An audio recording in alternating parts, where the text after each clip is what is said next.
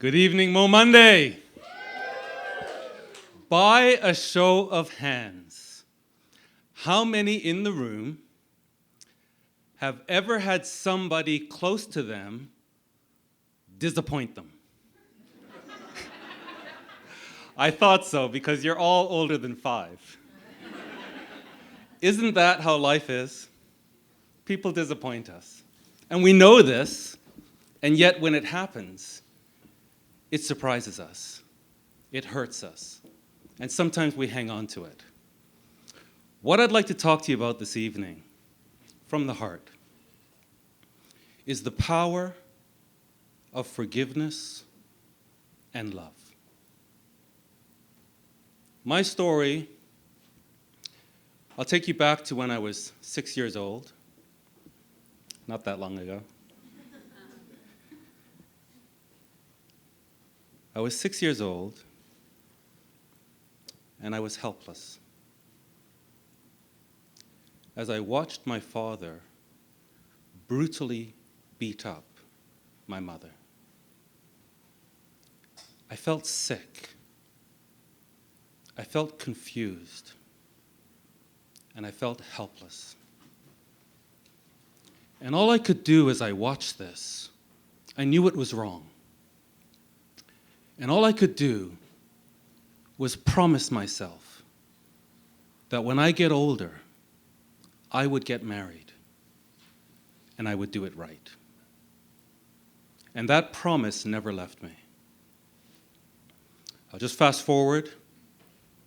When I was 19, after being homeless, dropping out of school, I was turning my life around. And I moved in with my father.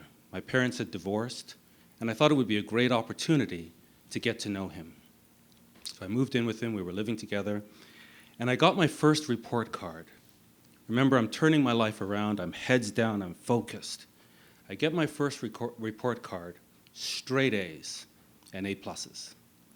And I brought it home and I showed it to my father. And after a pause,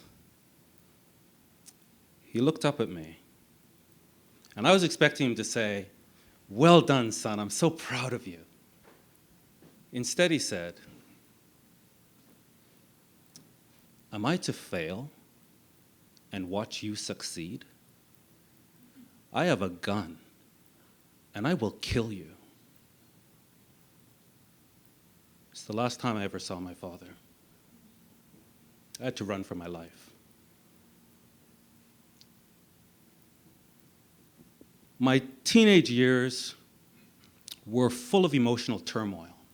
You know, when you see that much violence, it affects you emotionally. That kind of turmoil inside me. But when I look back over my life, I can say that my greatest blessings are a direct result of the influence of my father. I don't know who has disappointed you. I don't know what you've gone through. But I know this. You have something great inside you. There is a greatness that is calling you. And if you hold on to bitterness, you'll not achieve that greatness. Let go or be dragged. Let go or be dragged. Those negative vibrations will pull you down. If you let go of them, you release yourself to possibility, which Michelle spoke about. I'm just going to share 2 blessings with you. I was born in England, Manchester, England. We came to Canada. My father bought a home in Sarnia. It was the last house before the woods. 970 Indian Road, I still remember it. Now, we lived in the city. We came to Sarnia, and suddenly we were surrounded by woods. I was afraid of everything. Anything that moved terrified me. I can remember once walking in the woods and finding a caterpillar. No kidding, it was this big. I was so terrified, I was paralyzed with fear. I couldn't move. my father had to come over, pick up the caterpillar, and show me it's harmless. And he showed me how to catch many, many different creatures and how to appreciate nature. When my mom escaped the abusive relationship, we moved to Toronto, and we lived in an apartment. But I had nature in me. In the summer, almost every day, I would hop on my bicycle, and I would cycle with my friends to Taylor Creek Park. Anybody familiar with Taylor Creek? I lived there. I grew up there. And anything that moved, we would catch. And I'm glad I didn't grow up today, because I would just be at home playing video games. But here, I grew up in the woods. And we didn't speak about it, but my friends and I, we had this unspoken understanding that there was a point system. You know, whatever you caught was ranked, you know. Ladybugs were at the bottom of the scale. You know, spiders and grasshoppers, that was better, especially the brown flying grasshoppers. They were good. But really, praying mantises, stick insects, frogs and toads, at the top of the scale were snakes. My dad taught me not to be afraid of snakes and how to catch them. And whenever it was hot, it was snake catching day. We'd go through the woods and we would look for pieces of wood or anything that snakes might hide under to get shade. And if we saw something, we would signal to each other. And one of us would turn over the piece of wood, and sure enough, a snake, a snake, a snake! And it would slither away as fast as it could, and we would try as best as we could to catch it. More often than not, it would be me who would catch it, step on it, as my father taught me, and then pick it up by the back of the neck so it couldn't bite me. And I'm telling you, this never got old. If I did it every day, it was just as exciting, if not more, than the day before. I was like a mini biologist. We would catch snakes and frogs and toads and anything that moved. I would take a jar of peanut butter and put it in the pond and take that home and just look at life. My childhood was magical. It was full of awe and wonder. And my dad gave that to me. I'm grateful. I'm grateful. Our bad experiences are really jumping off points to great ones. And I'll share with you another experience. I said I was 6 years old, and I made this vow to myself. When I get older, I'm going to get married, and I'm going to do it right. Never left me. In fact, my mom, my aunts, my uncles, they all knew I was going to get married one day. When I was in my early 20s, I started to think about it more seriously. So seriously, and you have to promise not to laugh. Everybody promise? Okay. So seriously that I read everything I could on marriage. And back in the day, anybody remember Lotus 1, 2, 3? Okay, good. Okay, good. So I took my spreadsheet, and I made a list. You promised not to laugh. Come on. I made a list of all the qualities I wanted to have in a woman that I would marry. Then I put the woman that I knew in columns, and then I scored them. And I realized I couldn't marry any of these women. They just weren't right for me.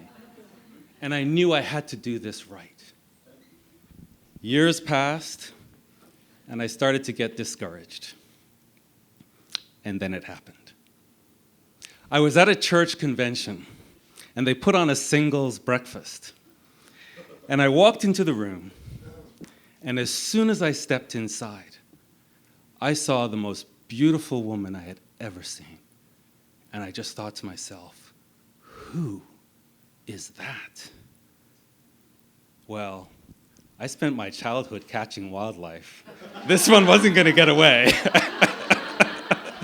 So I went up behind her. She was talking to a young man. And so I went up behind her, and I looked at the young man, and I gave him a look that I learned from my father.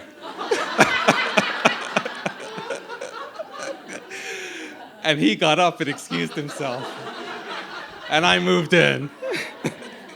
And I introduced myself, and I asked her to lunch. And so we met for lunch. We had a great lunch. The next day, I asked her to dinner. She was visiting from the UK, and she went back. I wrote her every single day. I didn't need a spreadsheet to tell me I was in love. I was smitten. And this was before email, before text messaging, before low-cost long distance. I had to write. And I wooed her with the pen. And within 16 months, we were married. And we just celebrated 22 years. Thank you. Thank you. So, where's Olga and Tony? Yeah, do it right. I'm telling you, I consider this a gift from my father. And it's a gift that keeps on giving. My wife makes me laugh every day. We wake up laughing. We go to bed smiling and laughing. And she's just so beautiful. But I think it's a two-way street. You have to treat each other well. And so I say this. You can't appreciate what's good if you've never experienced what's bad. You can't appreciate up if you've never been down. And you can't appreciate what's hot if you've never felt what's cold. So our bad experiences are just stops along the way. They shape us, they mold us. But it's up to us. It's up to us to not be bitter. I heard Nelson Mandela say, holding a grudge is like drinking poison and waiting for your enemy to die. These negative vibrations are toxic. We can't hold on to them. See the good. See the silver lining. I'd say we don't have enemies. We have human beings in our lives, and we're all flawed. My flaws are not my father's flaws. We're all flawed. Let's just love everybody. Let's forgive everybody. And let's see the good that everyone brings into our life. Life is an adventure. It's full of wonder. It's full of beautiful people and beautiful moments. And it's short. It's short. Don't waste your time on unforgiveness. My mom completely forgave my father. I have that as an example in my heart. She has a beautiful life because she let go. She didn't allow negative circumstances to drag her. I don't know you. I don't know who's disappointed you. But as I said earlier, I know this. Greatness is calling you. There's a calling on your soul which you will never achieve if you hold on to any bitterness. Don't be bitter. Be better. God bless.